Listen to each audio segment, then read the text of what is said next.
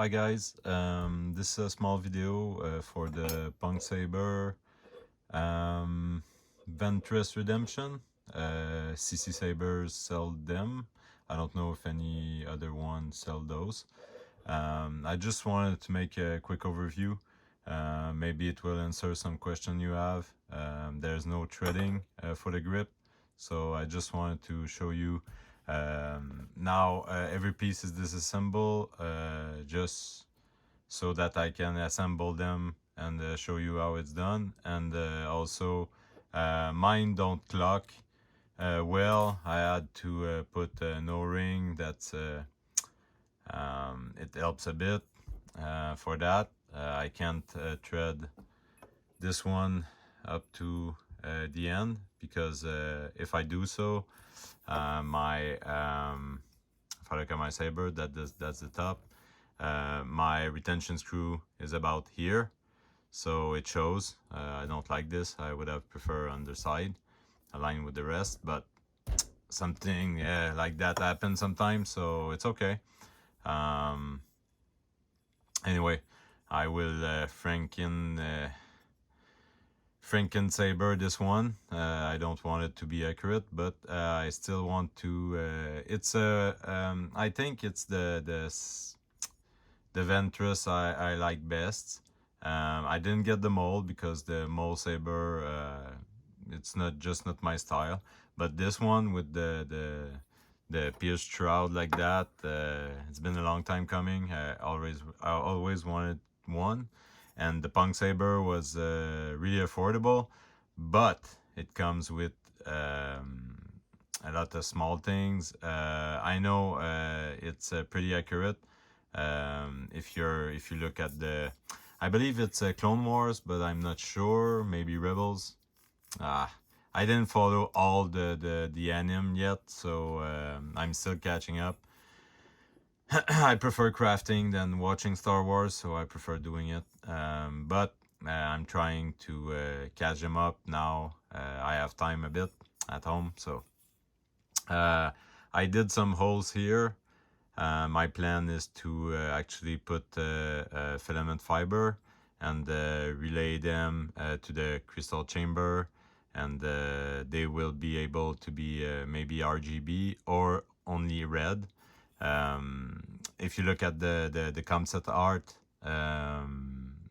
yeah, she has some red wires. I thought it would be cool that they would be illuminated, so I have four. I want to make them like go return at the end here. Same thing on the other side, so 8 that will like flow from here to there. I already have the crystal for this too. It's gonna be a yellow thing. I don't remember how it's called, but actually it's already crackled and everything, so it will probably have a strip over it, a strip under it, and it's crystal point, so it's gonna be in the center, and on top you will have like 4 holes and 4 holes here too on each side to fed up the filament so that they glow. So yeah, it's a pretty cool concept. Everything is hidden when you have like this over, and after that you have like this even over, so you don't see like very much, but I intend to open these where the slit are and reveal the window under it and cut this one the same. So that's my plan. I don't know when I'm gonna be able to do this. I have so much work to do before that, but I just wanted to make the video for Jordan Willen because he asked something about the saber, so I just wanted to show him what I know for now. So yeah, I know it's a long one. I'm rambling on a lot, but I just want to be thorough in all this. So that's your core. The core, the CC place, you're supposed to have your soundboard and battery here and your speaker maybe at the end, but the threading is going a bit inside. There's not much space in there. I've tried in 3D to accommodate 80, 65, well, you know, yeah, 18, 650. Um, and also a profi board, but the profi board need to be slanted, like here. So my thought is, I don't really like just chassis that you can get out. It's a cool concept. It works really well, but actually I prefer having a fixed chassis. Those are my preference. I prefer doing doors in them. So my plan was actually, when you close it like this, um, I want to make the cut like align with the shroud, so you won't see them when this is closed, and they will go like here, like that, for the battery, and maybe another opening on the other side for the soundboard. Yeah, but still working on that. Um, I prefer working on my commission, and when when you're not inspired anymore or you want to switch, I switch to like this. It's my small project on the side. So yeah, the way you assemble it is a bit weird, I find. It could have been taught differently. It's a way to do it. It's okay. It get the job done. And also it's pretty faithful to the design, the concept art that you can find on the internet. I like the switch box too. It's kind of cool. It's a cool principle. These are plunger. The spring is between here and there. So here is just screw. It screws to this piece, and between them there's a spring. So it comes back. It goes over these holes. So yeah, and you have a little screw to put it. And after that, you have to double tape or maybe E6000 them, but I've tried double tape, was not a fan. First off, you have to cut it really tight so that it doesn't get stick or something like that. The other thing is you don't have a big, I don't know if you can see it, but with that on top, you don't have a big tolerance between the top of this one and the small indent that you have there. So the tape is a bit thick. I've tried some transparent one that is really thin, and it doesn't hold it really good. So my thought was maybe 2 drops of E6000, get a good pressure on them, and it's gonna be possible after that to get them out to unscrew this if needed. But once the Saber is completed, I think that yeah, I think that it will be maybe a long time before servicing. So yeah, that was my way of doing it. So I'm gonna put the piece back together. So you have your over shroud. The over shroud goes like this. What you need to do is, because this piece here goes over it, I'm gonna show you. So you have the, oh, sorry. So you have to slide this one first, so you can slide it from the other side, but anyway. So you have to align them like that, and after that you have 2 bottom screw, 2 small holes at the bottom. You see the screws, I left them there, like you see here. So they're still there. this gonna do pressure on the shroud and the two pieces so that nothing's move. I've tried to just push the shroud a bit more like this for the emitter, so that when you screw the emitter, I can clock it and leave it like this, but it actually come back a little, and it get loose and it doesn't work.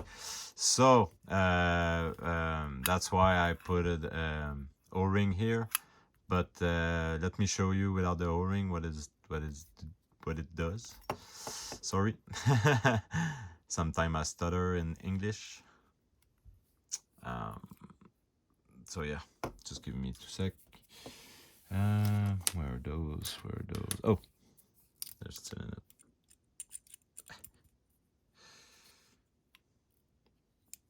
So I'm gonna try as much as possible to actually align everything so that it's good.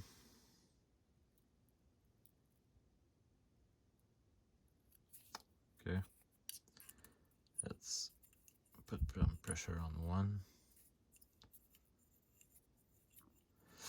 And when you're gonna screw the bottom to the shroud of the bottom also just come between those two and put some pressure on the emitter too. So yeah, I don't screw them too tight, just to see what the movement is gonna be.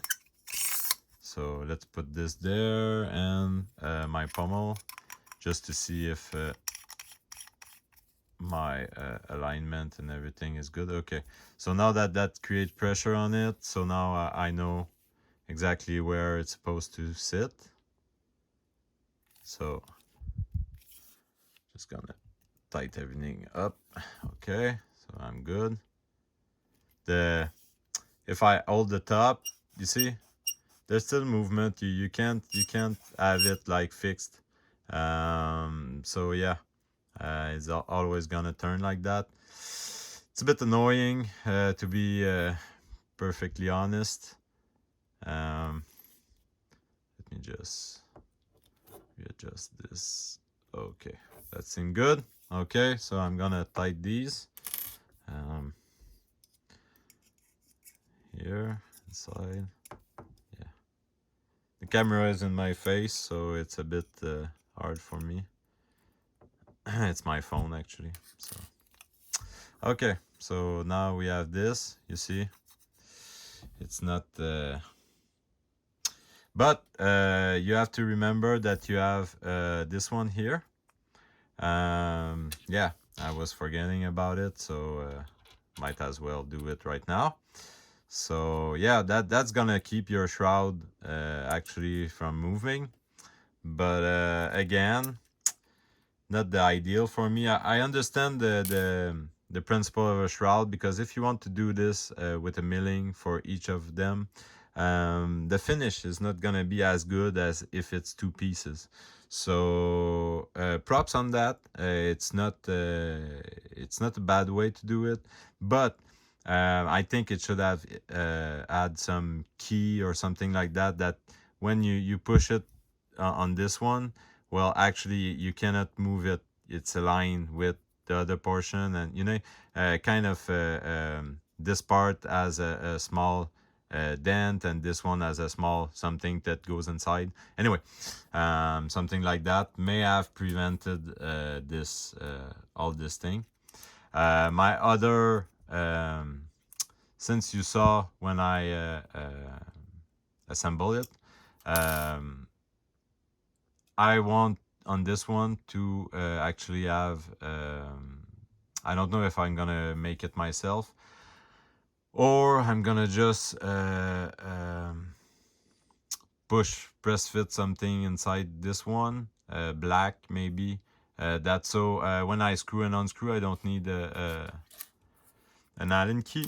It follows the CoverTech wheel, and releasing this and getting the panel out, I can pop the shroud pretty quick, and the chassis under it is gonna be actually like I said, with some lines cutting that you can relieve, and magnetic, and that you can get off and take the battery out and things like that. I prefer it that way. I don't like recharge port, but somebody some of you prefer them. It's cool. I just like to be able to swap my battery really quick if I'm like at Halloween or something like that. I prefer that than to have to charge them and be ready absolutely that they are charged before you go. So yeah, so that's about it for that. If I screw my end piece, because here is just the box, it has some tolerance, so it's okay.